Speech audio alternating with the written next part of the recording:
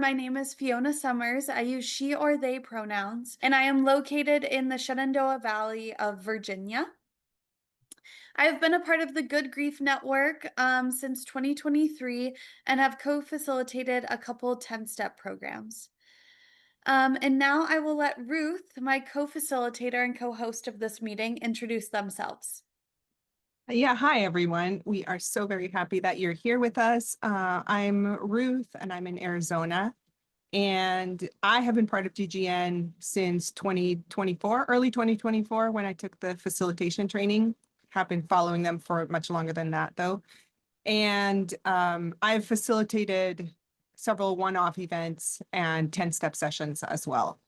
And yeah, we are very happy to share about the 10-step program with you. Awesome. Thank you so much, Ruth. Now that we have introduced ourselves, I can talk a little bit more about what our event is today and what that's going to look like. Today, Ruth and I will give an overview of the 10-step program that the Good Grief Network hosts. And so that will look like us talking about the logistics of the 10-step program for about 45 minutes, and then the remaining amount of time will be open for questions from all of you.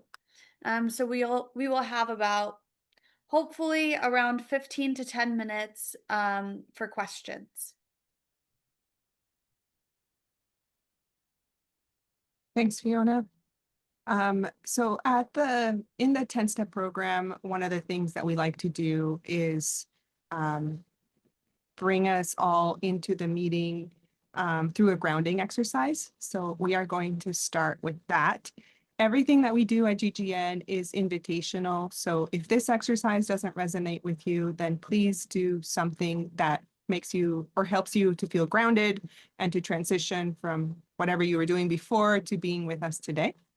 So you can do this with your eyes open or closed and silently or out loud, whatever feels the best for you. So to start with, I invite you to name 5 things that you see. So you can scan the room and just notice and name 5 things that you see. It could be see a house plant or the screen.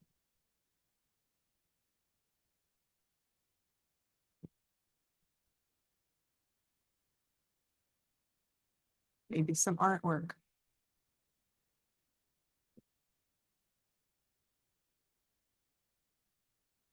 And now name 4 things that you hear.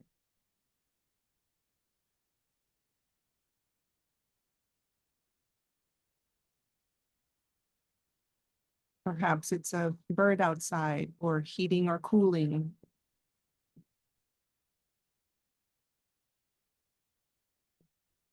Maybe your own breathing.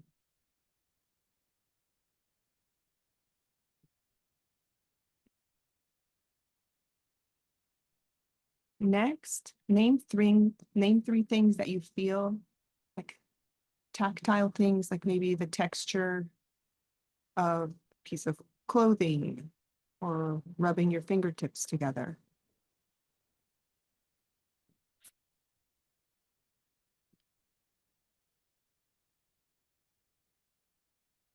And now name 2 things that you smell. Maybe some lotion, or sometimes the air has a smell to it.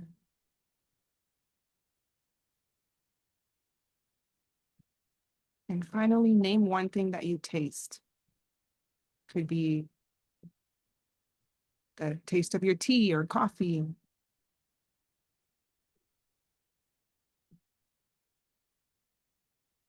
And with that, I invite you to come back to the room. We hope that this was grounding and just brought you into your very present moment.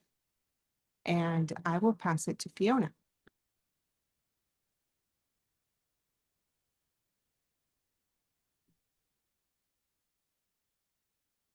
You're muted. Thank you. Thank you, Ruth, for that grounding exercise. That's such a great example of the types of grounding exercises we do throughout the 10-step program just to center ourselves before we enter a sharing space and come together. So thank you for that, Ruth. The mission of the Good Grief Network is to create spaces where we gather in community, process the painful feelings and realities of our time, and orientate our lives towards meaningful action.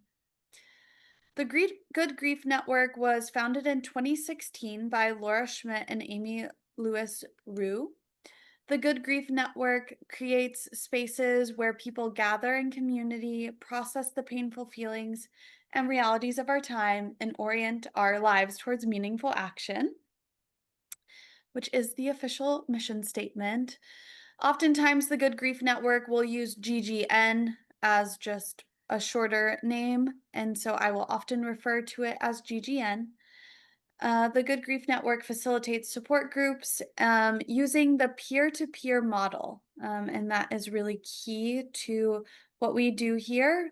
And some of the events that the Good Grief Network hosts are the 10-step programs, the journaling program, facilitation trainings, which Ruth and I have both gone through, the Good Grief Network teen program, and various workshops and presentations throughout the year. As of right now, GGN has over 80 facilitators trained in over 18 countries throughout the world, and it has been mentioned in various media sources such as the Time Magazine, USA Today, Inside Climate News, and more.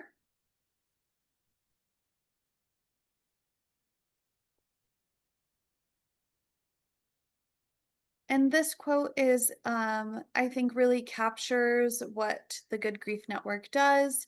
It is a quote by Michelle Cassandra Johnson from Finding Refuge.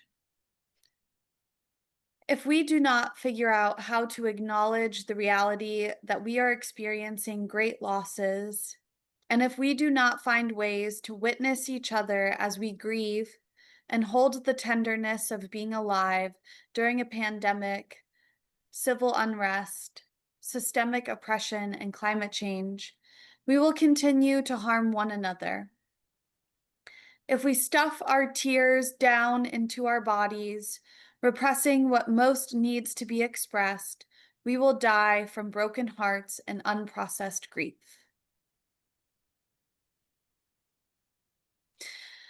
And I think this quote does a really great way of highlighting the importance of naming and processing the many griefs we're facing collectively, which is one of the main goals of the Good Grief Network.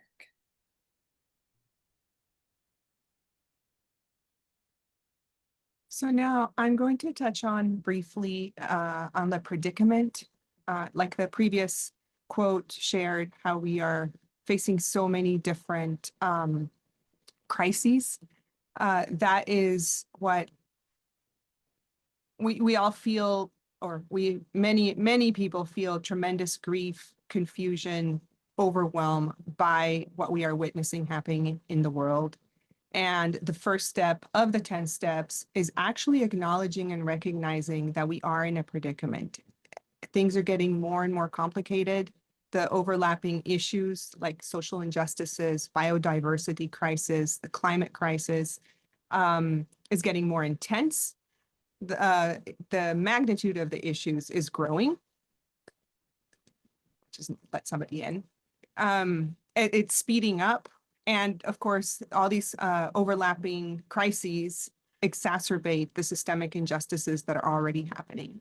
So GGN was founded to recognize, oh, we can feel grief because there is a lot to grieve.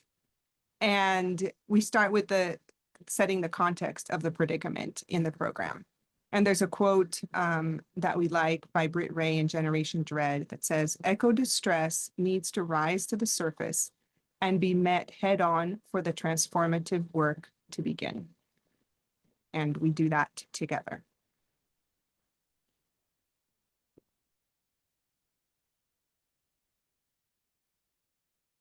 Thank you, Ruth.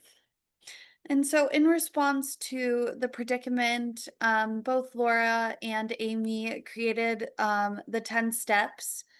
So, the 10 steps to resilience and empowerment in a chaotic climate.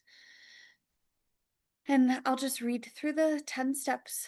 Step one, accept the severity of the predicament. Step two, be with uncertainty. Step three, honor my mortality and the mortality of all. Step four, do inner work. Step five, develop awareness of biases and perception. Step six, practice gratitude, witness beauty, and create connections. Step seven, take breaks and rest. Step eight, grieve the harm I have caused. Step nine, show up. And step 10, reinvest in meaningful efforts. And so the first three steps are really encouraging us to sit with the reality of our times. And then steps 4 through 7 are more about the internal processes and the way we can support ourselves to work through the difficult feelings that will inevitably come up during this work. And after we've acknowledged the situation that we are in and have come to terms with how we participate in the predicament, then steps 8 through 10 dive into how we show up for this work and reinvest in meaningful efforts. So these 10 steps might look a little bit familiar, or this model might look a little bit familiar as it was modeled after AA, Alcoholics Anonymous. So we go through 10 steps each week. And so the 10-step program is 10 weeks in total as we work through each step.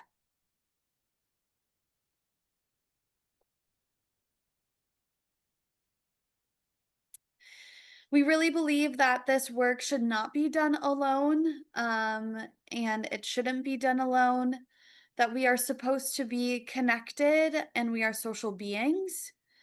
And so we do this work in community. We believe when we build strong and solid, trusting relationships, we are better agents of change. Through this work in community, we center accountability, support, reflection, and new perspectives, which can only be done in deep community. Now, Ruth will go through the core elements of the 10-step program. Thanks, Fiona. Yeah, so one of kind of like the fundamental beliefs of GGN is that we all yearn to be fully seen and to be connected, to be heard. So the structure of the program is set up in such a way to support that. Every step, we will have suggested resources and poetry, and as well as information on the topic of that particular step. So for example, with a predicament, there will be deeper information on the predicament. And then we encourage all of us in the 10 steps to slow down, so that we give ourselves and each other a chance to actually be with what's happening, to process it, to feel our feelings, and then to be able to respond versus just react from our programming. And the pacing of the steps, everything supports that. We use ritual space, which means that we repeat some common elements in the structure of every step. Grounding practices are one of them. The fact, like, we will go over more detailed information about the step, and as well as have a totally blanked out.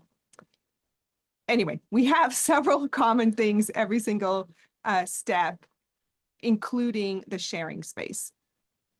And that leads us that we practice deep listening. So in society, we are conditioned to listen in order to respond when it's our turn to speak.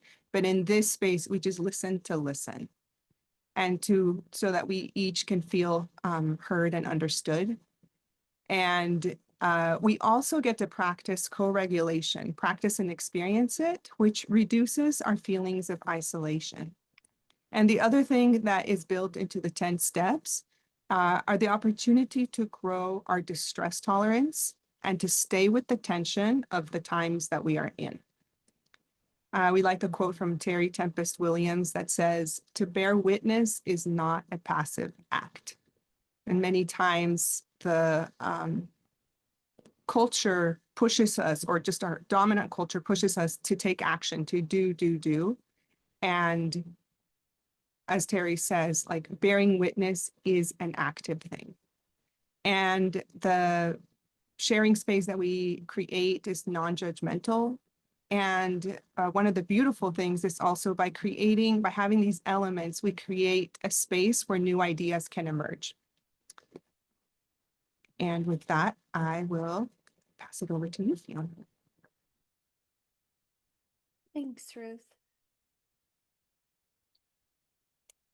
So, like I mentioned earlier, the Good Grief Network utilizes a peer support model. Um, and what that means is our meetings together are full of peers, and our facilitators are guides throughout those meetings. They are not mental health professionals. So the facilitators are also your peers. And of course, the facilitators have gone through over 30 hours of training to be able to lead through these meetings. And they are our guides during these meetings, but they will participate in the sharing opportunities as well. So for each session, you will have two facilitators, and these facilitators, in partnership with the participants, work really hard to create a brave space. So while this sharing peer support model is not therapy, many find it therapeutic because of this brave space that fosters a deep connection. Of course, we can't guarantee that you're going to have this immense um, connection with every single participant in your group. However, we have found that many participants find a great deal of joy and hopefulness and necessity from these spaces. We believe that the sharing spaces let us feel less alone in these trying times, and these sharing spaces are necessary as we cope with our realities. And lastly, because our peer support model is capped at around 15 participants per session, your presence in the meetings matters. It becomes really apparent if anybody has to miss. Of course, we understand that you can't attend every session, that something may come up and you cannot attend a meeting. But just know that these are spaces that foster deep connections. And so your presence matters.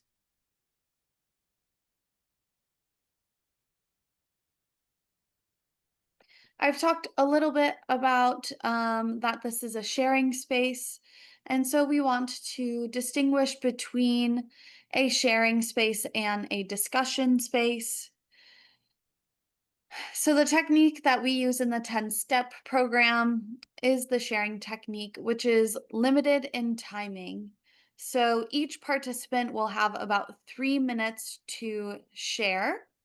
They are free to say anything during that time within the community agreements that are established early on in the 10-step program. These shares are not for fixing or pathologizing, but for listening deeply and openly. Like Ruth has mentioned before, we are bearing witness to a portion of their story and exercising empathy. A sharing space does not require response. We simply acknowledge the person for their share. So this will look like if Ruth had shared something in a meeting and they had finished their share, I would go, "Thanks, Ruth," or "I hear you, Ruth," and that would be it. In a sharing space, there is space for everyone to share, though it is not required, and everyone will have the opportunity to share before anyone shares twice. The goal of the sharing technique is to foster support, connection, and solidarity. And this is different than the discussion technique, which is used in the training spaces, such as the flow facilitation training. There is no set time limit for discussion space, of course, within reason. These are often in dialogue and encouraging direct responses to comments that are made by people participating in the discussion. In the discussion space, there is no acknowledgement after someone speaks unless you have a direct response to it. In the discussion, it follows on topic with what others are saying, and not everyone enters into a discussion. The goals of the discussion technique are to explore a variety of perspectives, deepen understanding of content, gain new insights and solutions, and collaborative discourse. And now Ruth will talk about an important guideline we have, which is crosstalk. Thanks, Fiona. Um, yeah, so just like in the like a 12-step program, they have a no crosstalk guideline. We have adopted that as well. And in case someone isn't familiar with that, it just means that we are listening without responding. And some of the crosstalk can look like offering a solution or giving advice, trying to fix something, having an opinion and expressing it about what somebody else shared. So like Fiona said, we just listen for understanding and then we can offer a simple acknowledgement. And another thing that having this guideline in place is that it fosters a non-judgmental space. If we know that people aren't going to be responding to, we find that everyone feels freer to speak about what's actually on their hearts and minds and speak their own truth. And this is a space where many of us have not had a chance to say things that are really important, and we can say those things here. Again, just to reiterate, we're not here to fix each other, but to bear witness to each other's journey and to raise consciousness about the predicament. We like to say that big feelings need a witness, not a solution. And I will pass it over to you, Fiona, for springboarding. Thanks, Ruth. Um, so springboarding is a term that we use, and we describe it as something that allows us to acknowledge that something someone has said resonates with us before speaking from our own feelings about our own experience. So it can seem very similar to crosstalk, but it is different. It's also okay if you cannot grasp the idea of crosstalk right now. I was really confused about what it was until I saw it actually happen in one of my meetings. So if you're feeling a little confused about that right now, about crosstalk, that's okay. We are just introducing it to get you more familiar with the term so that when it comes up again, you know a little bit about it. But back to springboarding. Um, so these are some guiding questions that help us differentiate between springboarding and crosstalk. So, for example, one of those questions is, am I turning inward and sharing how this connects to my own process? And that would be springboarding. Or am I turning outward to suggest what someone else should do? That would be crosstalk. So for example, let's say Ruth brought up how angry that she was at some big oil corporation that has found new sites to dig into and is just really angry and shares this in a meeting. And then I'm in the same meeting and I respond, "Well, Ruth, have you ever tried some breathing exercises to feel better?" That would be crosstalk. An example of springboarding would be when I heard Ruth talking about the anger that she has, it reminded me of how angry I am about the mines that just opened up, that reopened in my area. And then that springboarded me into a whole nother thing. So that would be a difference between springboarding and crosstalk. Because in the second example, I was turning inward and sharing how this connects to my own process and my own experience. And the first one was me giving advice to Ruth. Another question that helps us differentiate between springboarding and crosstalk is, am I sharing in a way that adds to a sense of connection with others? Again, in that second example, um, I am trying to connect with Ruth and sharing that anger about an environmental catastrophe that we are both seeing. In the first example, I would not say that is forming a connection, as I am trying to tell Ruth to learn how to breathe to not feel so angry. That does not feel good and does not foster connection. And lastly, another guiding question we have is, does my response help us spiral deeper? Again, in the second example I gave, I think it allows us to look at how Ruth and I might be experiencing different situations, um, but also we share a similar emotion or response to both of those situations. And what is that telling us about the times we are in? In the first example, when I tell Ruth to learn how to breathe, that does not foster going deeper into the emotions. Okay, and now I will have Ruth go over a summary of the Good Grief Network expectations and norms. Thanks, Fiona. So our goal is to create a safe enough, brave space for us to share our experiences. I think if you can go back, oh, you're sharing the link. Uh, we have a slide for it, but we'll let Fiona share the link in chat. So again, some of this is repetition, but we want to go over it anyway. The 10-step program is a peer support space, not a therapeutic space, although some people find it therapeutic. We do ask that participants minimize distractions and side conversations in order to stay present. So that might look like not having your phone and checking it, or minimizing chat, because some people find that disruptive. And we protect the anonymity and vulnerable shares of each other, including the facilitators.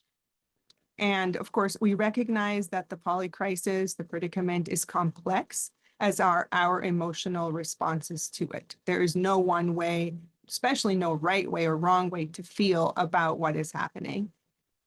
And if feelings end up feeling too overwhelming, or a participant feels that they are in crisis, then we do ask that you seek support of a mental health professional, because like we said earlier, we aren't trained therapists. And then we all strive to engage in active and deep listening rather than ranting, advice giving, or crosstalk.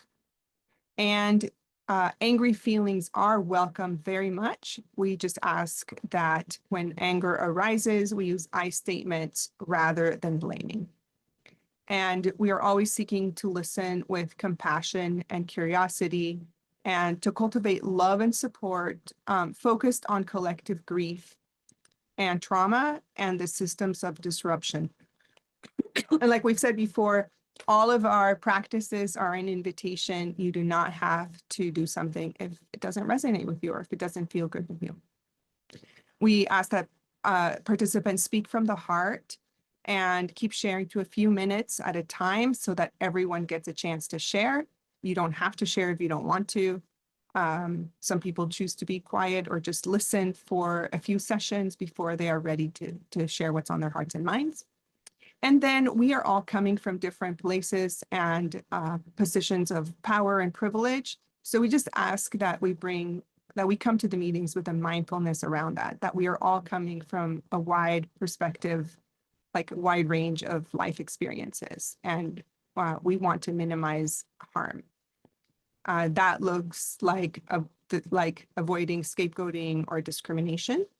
And then we want to cover these expectations and norms because we want all participants to be happy to abide by these norms when they join the program. It's not for everybody, but like Fiona posted the link, so if you can review it, review it and just determine that it's something you'd be happy to agree to. And all participants are held accountable for upholding the expectations and norms by the facilitators because together we are creating this special space to share. And then just a couple more details. We asked that, or GGN asked us to not share the written materials without permission. And finally, GGN is not responsible for any distress that might arise as a result of doing this deep work. And now Fiona is going to tell us about what a 10-step is and isn't. Thank you, Ruth. We really stress here at GGN that ego distress is not a pathology or an individual problem. It simply is our nervous systems responding to the collective predicament and offering us information. As a part of our 10-step program, we are reflecting on our own feelings, their location within our worldviews, our location within those narratives and systems, responding with compassion for ourselves and others in order that we can go on to act in the world in a heart-centered and sustainable way. The 10-step program is not a place to cure ego distress, to discuss or debate. It does not seek to provide fixes, advice, or solutions. It is not a place to convince others of your beliefs, interrupt others, or crosstalk, and it is not a place to engage in psychotherapy.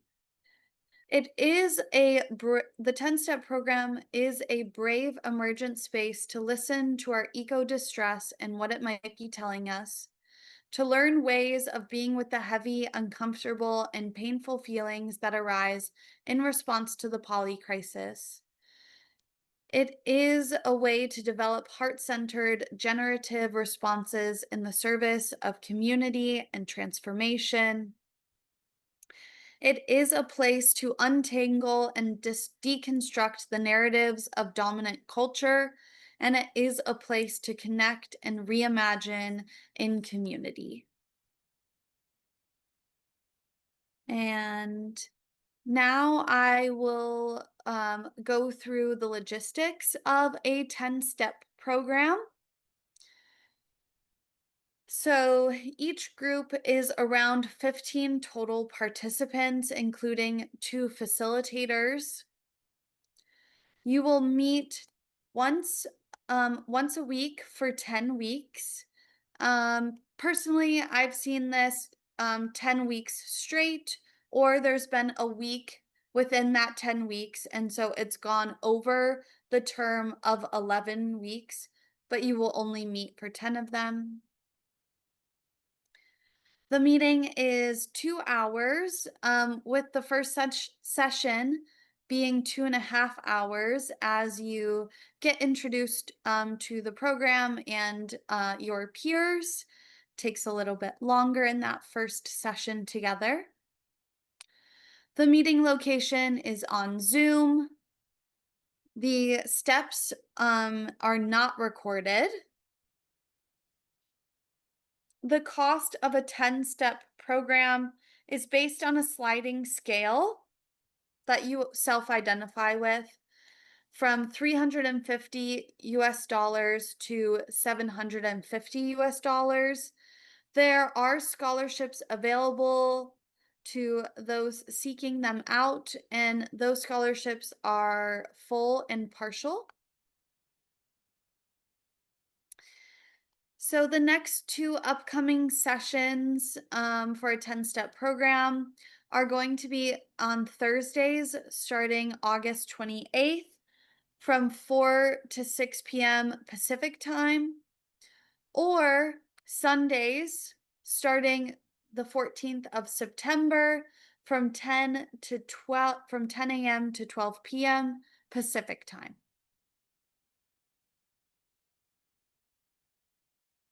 And I am going to put some uh, of this information in the chat for easy access. These will be links to more information for the 10-step programs that we have online if you are seeking them out.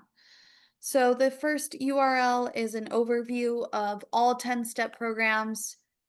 The second link is registration for the 10-step programs on Thursdays. The third link is the URL for the registration form for the 10-step program in September that will be on Sundays.